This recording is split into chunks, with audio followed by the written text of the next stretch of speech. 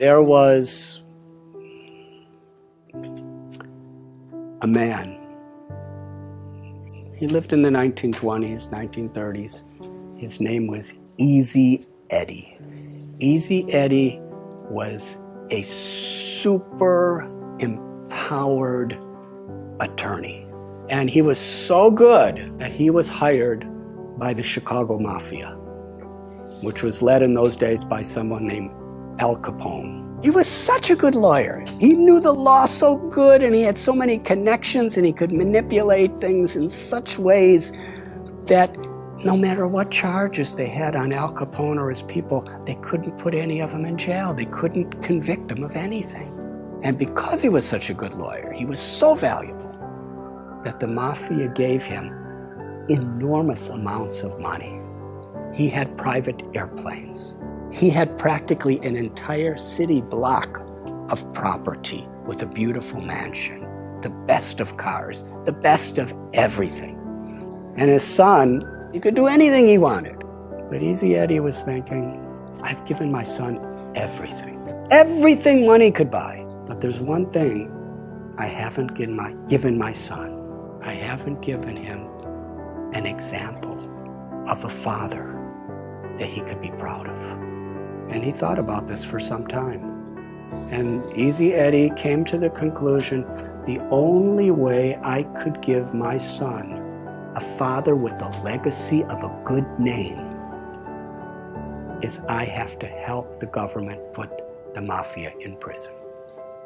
Because the Mafia was killing people, and he was getting them off. Getting people addicted to drugs and alcohol, and he was getting them off. Extorting innocent little store owners who are struggling for their life, pay us so much a month or we're going to bomb your store. And they bomb them. And he was helping them. He helped the FBI. He testified. And many of the biggest people in the Mafia were put in prison.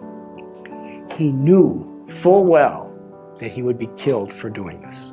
And one day he was riding in his car and another car came by and several people with machine guns filled his body with bullets, and he laid on the street dead. He paid a very high price to give his son a father who he could be proud of. That's a high price, but for him it was worth it. Now I'm going to tell you another story. There was a man. He was in the United States Air Force during World War II. And he was on a battleship called the USS Lexington. And he took off from his ship with a squadron of other airplanes, maybe 6 or 7, to go fight against the Japanese. As they were flying in the sky, this person realized that someone on the ship forgot to put fuel in his tank. So he radioed to the leader of his formation and said, I have to go back. He said, well, we can't. You go back. We have to keep going.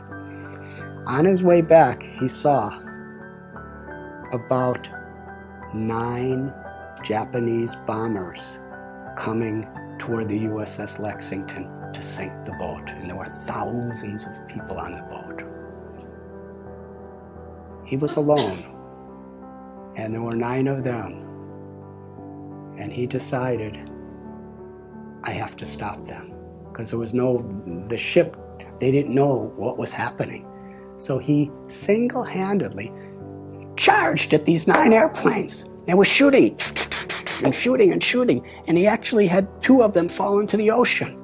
And then he ran out of bullets, and they were shooting at him and attacking him, and he was so enthusiastic and so fearless that he was flying at these different planes that were shooting at him, and he was knocking off their wings.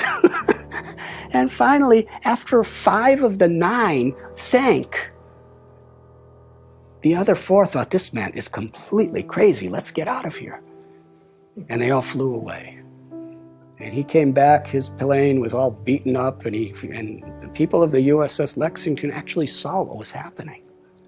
But they weren't prepared. He was the first person in the U.S. Air Force in World War II to get the U.S. Congressional Medal of Honor, the highest award there is. His name was Butch O'Hare. And the airport in Chicago, O'Hare Airport, is named after him. He's considered one of the greatest heroes of American history because he was willing to sacrifice his own life for the higher cause of others. What makes this story so interesting is Butch O'Hare was the son of Easy Eddie. That's a strong foundation. What are we giving our children? I have seen in my life traveling around, I've been wandering around this planet for 63 years now. I've seen people work so hard for money, give it to their children, and then their children fight as enemies to see who gets it. Is that the legacy? Is that fulfilling life? Is that what we want to leave to the world?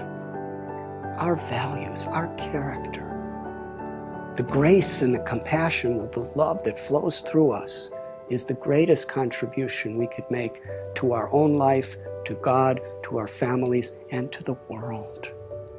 And when we have those values, and we work and we build that foundation through good company and good practices and good decisions, then we could have a wonderful, fulfilling, meaningful life beyond birth, beyond death.